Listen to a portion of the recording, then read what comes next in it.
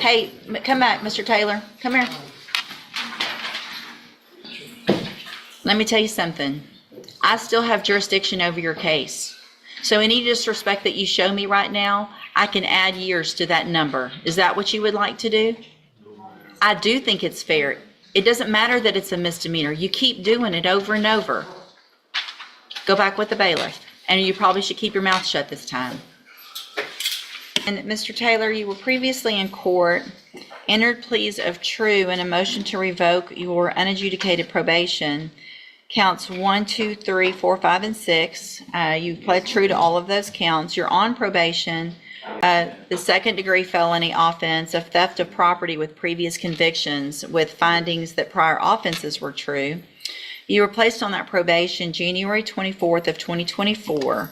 I have received the pre-sentence report as well as there was one incident report from the jail, a page that should have been sent to you all, and also Mr. Coleman has also provided a copy of the court's sentencing hearing, a transcript from that original sentencing back on January 23rd of 2024. Has everyone had an opportunity to review all of those things? We have, Your Honor. The state has, Judge. Are there any additions or corrections to that updated report? Not from the defense. Not from the state, Your Honor. There are a couple of things I'd like to speak to if and when the court would like to hear from you. Yes, of course. So let me just, there's no agreement in this, correct? This was just open to the court? That's correct, Your Honor. Yes, Your Honor. And, all right, Mr. Rojas, you may proceed. Thank you, Your Honor. We're going to be asking for the court to continue Mr. Taylor on probation. I know by looking at the PSI on paper, it doesn't look like there's a chance that Mr. Taylor should be given, especially given his criminal history. It looks like his criminal history is all in some way related to drug use, drug abuse. If you look at the allegations he pled true to, those are the non-compliance allegations have to do with drugs. And the reason for not complying with the JCBI program, he doesn't come from a wealthy background. He doesn't have a whole lot of affluent friends and family members that can help him out. He had a ride with his brother. His brother had an accident, and that option was not available to him anymore. He indicates to me that he does want help getting off of the drugs, and I'm sure that when Mr. Coleman has a chance to speak, he's going to point out the comments made by the court to this defendant about not wanting to hear about needing more help with drugs or any relapses. I really don't, because here's the thing, Mr. Johnson. I'm looking back at your original pre-sentence report that when I put you on probation, and I make notations on those reports and make highlights and those types of things. And I'm noting that in that report, you already, before this case, had gone to ISF and SAFP. And then on this probation, I sent you to ISF at the beginning of the probation. Is that correct or no? I believe parole was sent into ISF. Yes, ma'am. So you were on parole. Yes, ma'am. I gave you a probation against Mr. Coleman's wishes and really against what looked like I should have. You went to ISF regardless of who. So you've been to ISF twice. Is that correct? You're looking at her. You've gone. Have you been to ISF once or twice? How many times? How many times? Twice in 20 years. Okay, so you've I've been in prison 23 years out of the last 30 years. So I've been doing my time, and but you I keep haven't had a chance to, to do what? Because you've been to SAFP, you've been to ISF, and you went to ISF more recently, right? Yes, ma'am. Okay. As soon as I got out, I got it right on probation, and I haven't had a chance to. You got right on probation. You didn't. Yes, ma'am. You And I tested. had to go to Beaumont, which You I'm tested from, positive so for cocaine Yes, after I all of understand. this time, and all the different things that have been given to you, and the opportunity that I gave you back in January of last year. You pled open, just open to me. I could have done anything. Yes. I could have sent you to prison for 20 years, 10 years, and I gave you an opportunity.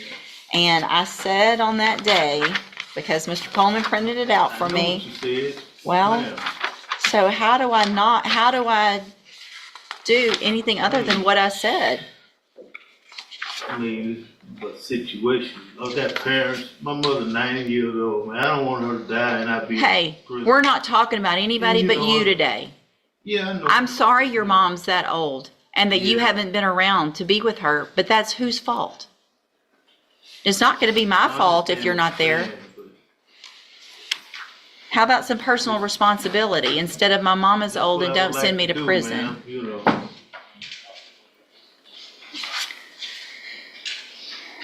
Judge, what I was saying about this. Go ahead. He was warned about not coming back, and the court didn't want to hear about a relapse, but I don't know that this is really a relapse. He never really got the help. On this most recent term of probation with the JCDI, and if transportation is going to be a problem, I know he's already been to SAFP, Judge, but it would be the relapse portion of SAFP would be appropriate, or a whole new term. Hold on. So if I'm reading this, I want to know when he went to ISF this last time. Parole sent him when, because the way I'm reading is you were released from ISF and started JCDI August 6th of 2024. So I put you on probation in January, and between January and August, you went to ISF last year. Is that correct or no? Parole sent him to ISF because of this new charge. Okay, so when was that? He was in custody in Jefferson County, Mhm. and then from custody. Went straight there. parole, So I placed you on probation, you never got out, you went and got help at ISF. Okay, all right, anything else? And Judge, if the court, and it seems like the court is not leaning towards probation. No. No, I would point out, we understand the range of punishment is up to 20 years, but the bottom end of that range is 2 to 20. And I still haven't done anything yet, so your response and how you act right now is gonna go into what I do. Now, I understand the legislation makes it possible to go all the way up to 20, but it also makes it possible to go down as low as 2. I think we have to look at each case for the facts, and the underlying offense was a theft at the Dollar General, I think, or Family Dollar, I think it was about $100 worth of merchandise. I would ask the court to consider something at the lower end of the range, maybe 2 to 5. Just because we can drop the hammer on them, that doesn't necessarily mean that we should. And that's what we're asking the court to do. Probation is not going to be an option.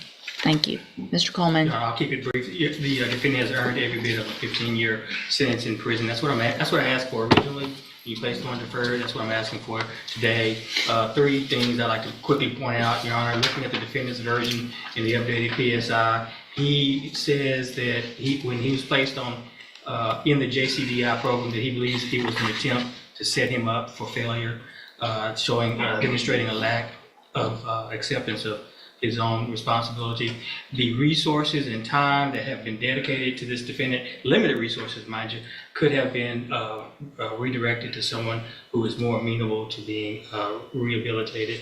Lastly, you got his full criminal history there in the original PSI. And I provided you with the transcript from the sentencing just to remind the court. I know you see a lot of defendants, but just to remind the court that you essentially told him up front this was essentially a zero tolerance probation. And I do appreciate that because I do see a lot and I don't remember it all, but Mr. Taylor, do you have anything you want to say? Yes, ma'am.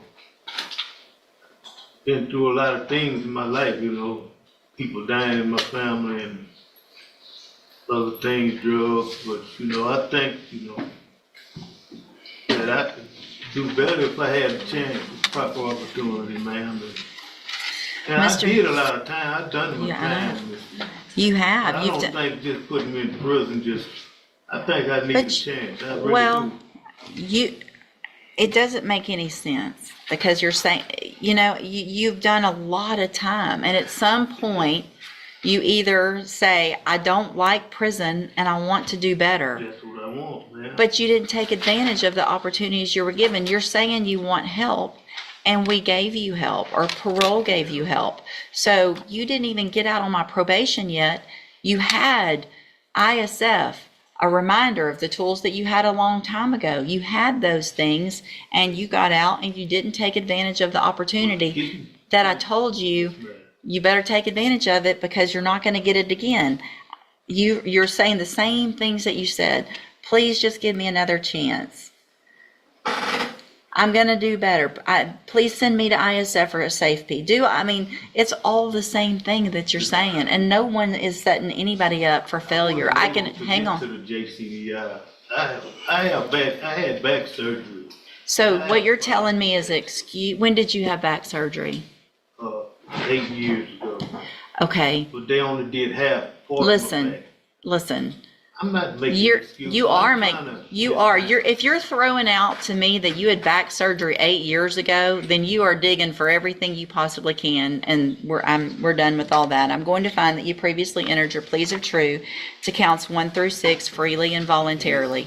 I'm going to find those counts true. I'm going to find sufficient evidence to find you guilty, and at this time, find you guilty of theft of property with previous convictions. I'm going to sentence you to a term of 12 years in the Institutional Division of Texas Department of Corrections. You will receive credit on that sentence for any time that you've been in custody that the law gives you the right to receive. I'm going to hand you trial court certification that shows this was not an agreement. You do have some limited rights to appeal. You can talk to Mr. Rojas about that. I'm also going to hand you a written admonishment regarding your ineligibility to possess a firearm or ammunition. Because of the judgment entered against you, you're ineligible under Texas law to possess a firearm or ammunition. Possession of a firearm or ammunition could lead to charges against you. Firearm is a legal term, and you should read the written admonishment I provide you to see what devices qualify as a firearm.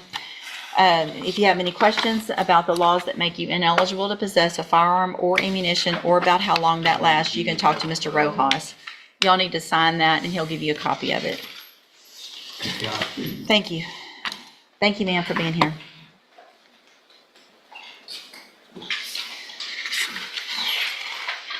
Ms. Holmes on Demario Flukas.